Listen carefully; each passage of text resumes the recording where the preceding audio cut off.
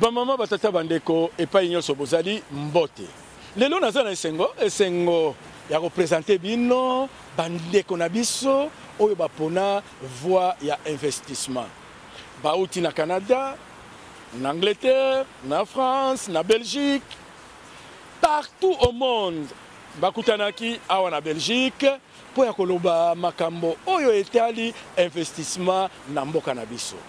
Pas par hasard que M. Wallace a de Montréal, moi de Londres, les Congolais ici en Belgique. C'est pas juste un plaisir qu'on se dit bon on va aller se mettre ensemble pour regarder nos beaux yeux, même si ça se ressemble trop. Mais c'est parce qu'il y a une nécessité derrière. Il y a les gens qui regardent, qui se demandent mes enfants vont, qu'est-ce qu'ils vont devenir?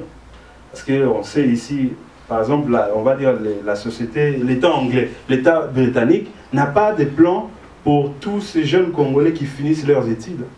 Il n'y a pas de plan pour eux. Tu finis, tu vas là-bas à la maison. J'ai eu beaucoup de gens autour de moi qui ont fini, qui ont des masters. Mais ils sont là avec leurs masters parce que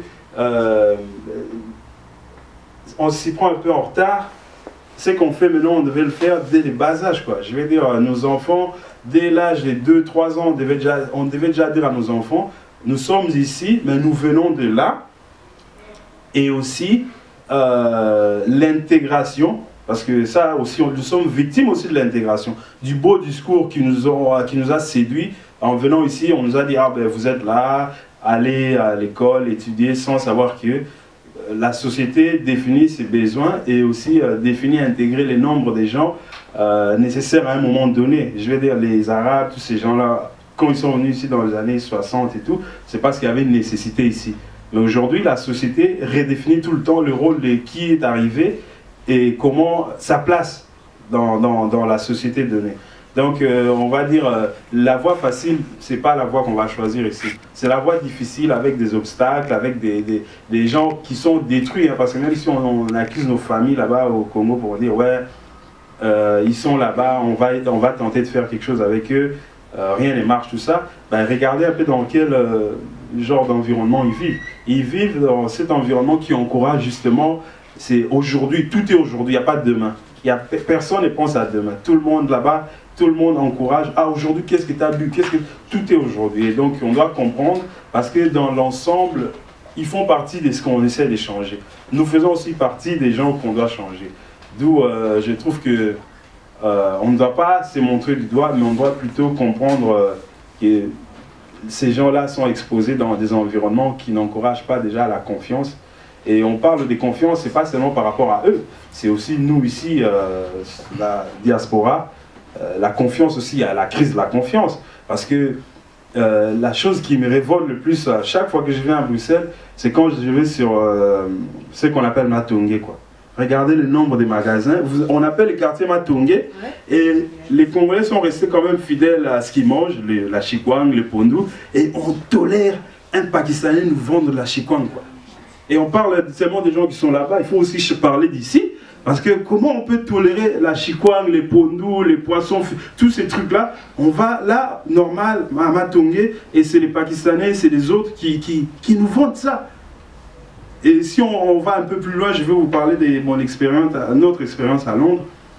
Il y a un pondou comme ça à Londres qu'on vend, il y a un numéro de téléphone qui est écrit 00243.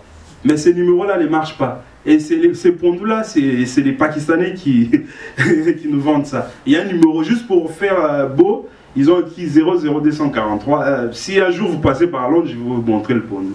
Et le numéro 243 là ne marche pas. Donc ce pondou-là est peut-être produit au Vietnam ou quelque part d'autre. C'est un peu là où nous sommes. Et ce que vous mangez détermine aussi la longévité de votre vie. Et on mange des choses qu'on ne contrôle pas. Mais c'est la faute à qui? C'est la faute à qui? On ne va pas donner la faute, on va juste dire il faut prendre conscience. Il faut prendre conscience. Parce que dire c'est la faute, ok, c'est ma faute, ça change rien. Mais si on prend conscience. C'est ça que je vais dire.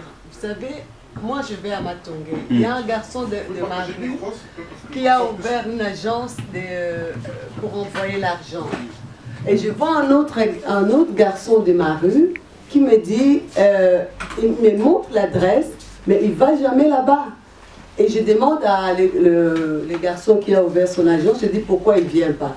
Ah mais parce que pour nous, si je vais déposer l'argent chez lui, tous les quartiers, là où j'habite en Afrique, ils vont être au courant. Et lui, il va faire beaucoup d'argent, il va aller construire au Congo. Vous voyez même dans les salons de coiffure, les Congolais, ils ne vont jamais dans les salons de coiffure, les Congolaises, sauf qu'ils ne vont jamais dans les salons de coiffure des Congolaises. C'est triste, c'est pour ça. Est-ce que je peux répondre? Oui, tout à fait. Vous avez totalement raison, c'est notre faute. On a un problème. On a un clair problème. Ouais. Mais Oui, en fait, c'est le problème de l'œuf et la poule. Alors, il y a... Tout à fait. Tout à fait.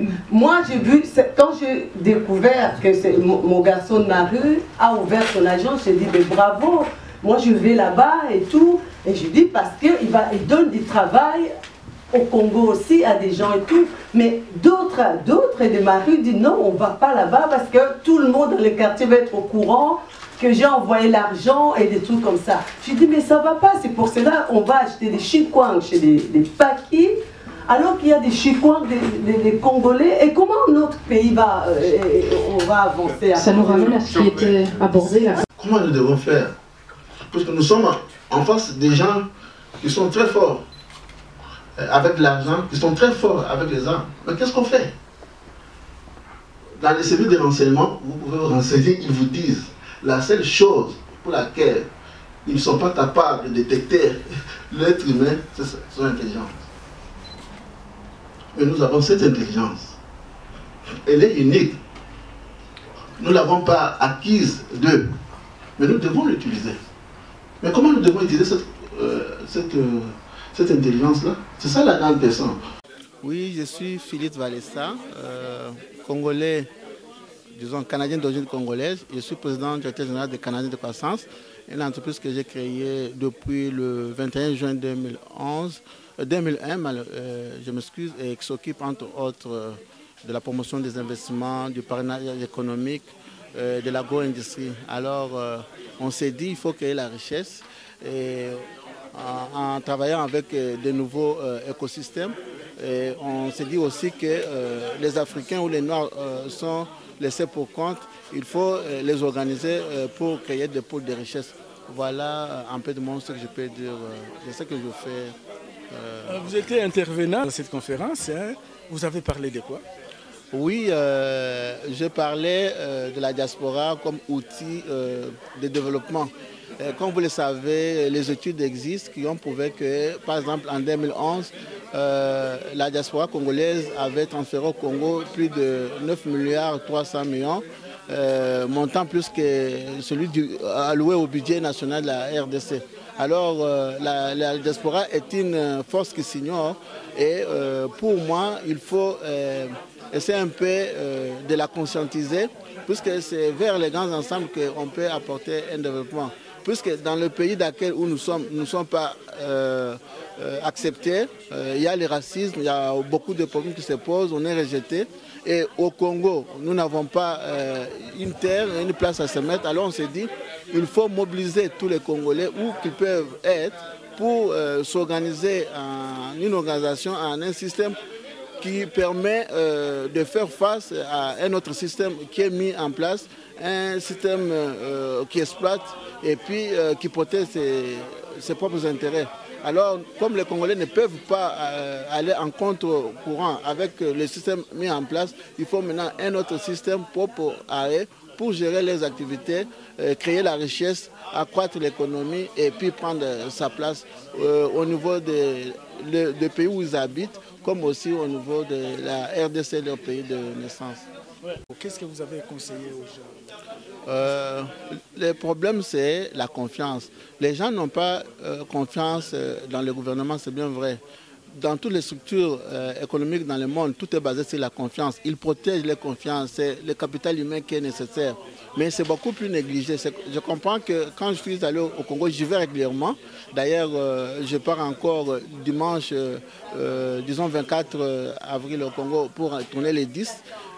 On se rend compte qu'il y a beaucoup d'opportunités. Tout ce qui est comme obstacle aujourd'hui, nous sommes capables, nous sommes en mesure de convertir ça, transformer ça en opportunité.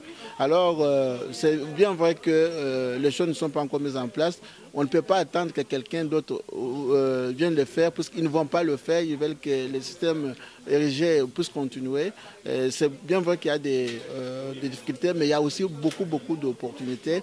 Nous rendons compte que si nous parvenons à avoir la confiance de la population, si nous mettons des structures, par exemple des annotations de crédit, des structures de suivi, comme beaucoup d'autres mesures, ça va permettre que les Congolais se trouvent de manière qu'aujourd'hui, si on doit consommer, on peut consommer congolais à partir de là-bas, puisqu'on se rend compte que souvent nous sommes des consommateurs, mais en étant consommateurs, on ne peut rien faire. Nous devons devenir aujourd'hui des consommateurs en même temps des producteurs. Alors, l'élément production là manque. Et aujourd'hui, nous avons l'expertise. Nous avons l'expertise au niveau de la diaspora. Nous avons l'expertise même au niveau local ou ailleurs. Et c'est cette expertise-là dont nous avons besoin. Pour que nous-mêmes, comme force, comme pays, comme nation, nous puissions faire quelque chose qui est beaucoup plus différent de ce qui existe actuellement. Oui. Et quelles sont vos réalisations? Oui, il y en a eu quand même assez. Nous travaillons avec l'église ménonite. Nous avons pu mettre des projets de poulailler. Nous avons des terrains pour construire des maisons. Là, avec le gouvernement, nous sommes en train d'acquérir le complexe sucrier de l'Otokila, qui a plus de 6000 hectares, pour lesquels nous avons besoin de l'expertise de la diaspora pour permettre à ce qu'on puisse se produire et puis essayer de venir exporter en Europe ou en Occident de cette manière-là.